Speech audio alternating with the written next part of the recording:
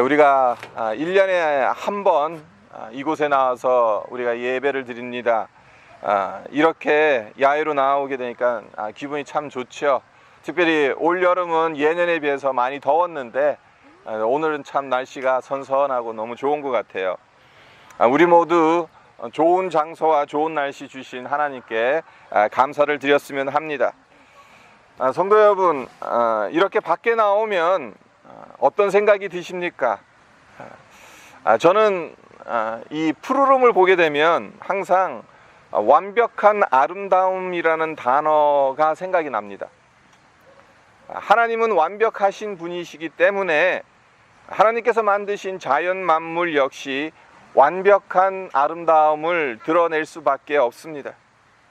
오늘 함께 읽은 로마서 1장 20절에도 보면 사도 바울이 말하기를 창세로부터 그의 보이지 아니하는 것들 곧 그의 영원하신 능력과 신성이 그가 만드신 만물에 분명히 보여 알려졌나니 그러므로 그들이 핑계하지 못할지니라 라고 선언하고 있습니다.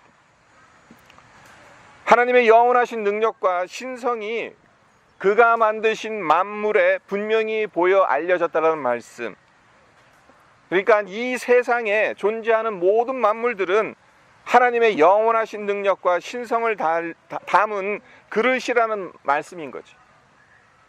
그러니 이 세상의 모든 만물이 아름답지 않은 것이 없다는 것입니다. 그렇습니다. 이름을 알지 못하는 꽃 한 송이조차도 우연히 만들어진 게 없어요. 조그만 들풀 한 폭이 벌레 한 마리도 대충 만들어지지 않았습니다. 완벽한 아름다움으로 있는 그 자리에서 하나님의 영원한 능력과 신성을 드러내는 것입니다. 사람들이 인공적으로 만든 어떤 것과는 비교할 수 없는 놀라운 생명력과 아름다움이 그 안에 내재되어져 있다는 것입니다. 사실 이 세상에서 생명처럼 신비하고 신기한 것이 또 어디 있겠어요? 우리 일주일 전에 해나 처음 봤는데 일주일 사이에 또 무척 컸어요. 그러니까 생명은 우리 주변에 너무나도 흔하지만 그 안에 신비스러움과 신기함이 얼마나 많은지 모릅니다. 세상에 가장 신기하고 신비한 것은 누가 뭐래도 생명입니다. 그토록 놀랍고 신비스러운 생명들이 온 땅에 충만하다는 것. 하나님께서 온 땅에 생명으로 충만하게 하셨어요. 우리 주변에 있는 이 주변 한번 돌아보세요. 이것도 살았고 저것도 살아있어요. 여기에 다 살아있는 것들입니다. 여러분들 생각에는 야외 나오면은 벌레들이 귀찮게 하잖아요. 하지만 그 벌레들도 생명의 신비를 담은 생명체입니다.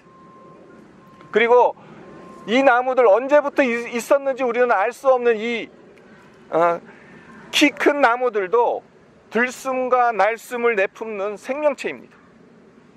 이 작은 공원에만 해도 살아있는 아름다운 생명들이 하나 둘이 아니라는 거예요. 요즘 과학기술이 급속도로 발전하고 있는 것을 보게 되면 인간의 지적 능력이 참으로 대단한 것을 생각하게 됩니다. 작년 이맘쯤이래요. 작년 2015년 7월 17일 날 어떤 일이 있었냐 하면 뉴 호라이즌이라는 탐사선이 명왕성에 근접해서 명왕성 사진을 지구로 보내왔습니다. 근데 지구에서 명왕성까지 뉴 호라이즌이라는 이 탐사선이 몇 년에 걸쳐서 갔냐 하면은 9년에 걸쳐서 갔어요. 그러니까 조그만 오차만 있어도 완전히 다른 곳으로 갔을 텐데 정확하게 명왕성을 통과했다는 거예요. 무엇을 의미합니까? 그 기술력이 엄청나다는 겁니다.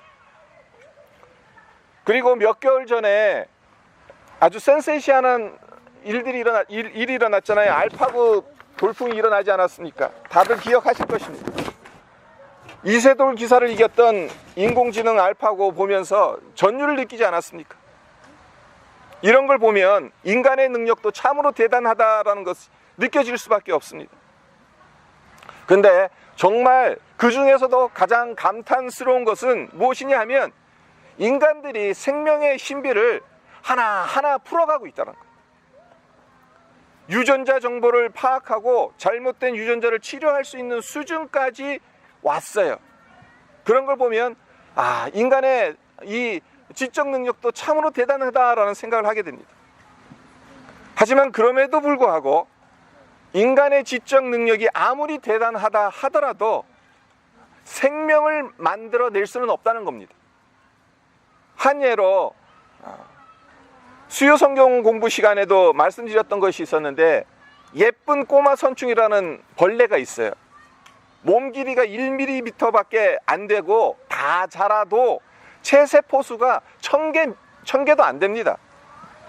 세포수가 1000개도 안 되는 아주 정말 보잘것없는 벌레거든요. 근데 몸이 투명하기 때문에 현미경으로 관찰하기 쉽고 또 유지가 쉽고 또 많은 자손을 매우 빠른 시간에 퍼뜨릴 수 있기 때문에 유전학 연구에 엄청 많이 사용되는 벌레입니다. 근데 탐사선을 명왕성 너머까지 보내고 인공지능으로 바둑의 최고 고수를 이길 기술력을 보유할 정도라면 예쁜 꼬마 선충, 세포수가 1000개도 안 되는 작은 벌레, 그 정도는 만들어야 하지 않겠습니까? 하지만 인간은 여전히 생명의 신비를 아주 조금 이해하고 파악할 수 있을 뿐이지, 아무리 간단한 것이라 하더라도 생명을 만들 수는 없다는 것입니다. 왜 그렇습니까? 그 이유가 무엇이겠습니까? 창세로부터 그의 보이지 아니하는 것들, 곧 그의 영원하신 능력과 신성이 그의 만드신 만물, 특별히 생명체 안에 분명히 보여 알려졌기 때문입니다. 그렇습니다. 우리가 깨닫지 못할 뿐이지 모든 생명체들은 하나님의 영원하신 능력과 신성을 드러내고 있습니다. 그래서 그 자체로 완벽하게 아름다운 것입니다.